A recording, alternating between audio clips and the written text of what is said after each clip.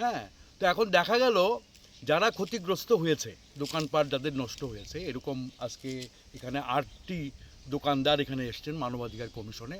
তারা আজকে দাখিল করেছেন সরকার তাদেরকে কম্পেনসেট করার কথা, ক্ষতিপূরণ দেওয়ার কথা। সরকার দেখা গেছে যে ক্ষতি হয়েছে 10 লাখ, ক্ষতি হয়েছে 20 লাখ, কিন্তু সরকার কম্পেনসেশন দেখেছে 50,000, 20,000, 25,000।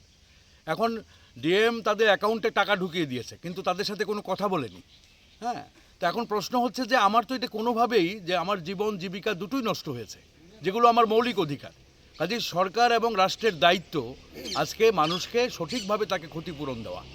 কাজেই সাংবিধানিকভাবে তারা যাতে ন্যায্য ক্ষতিপূরণ পায়।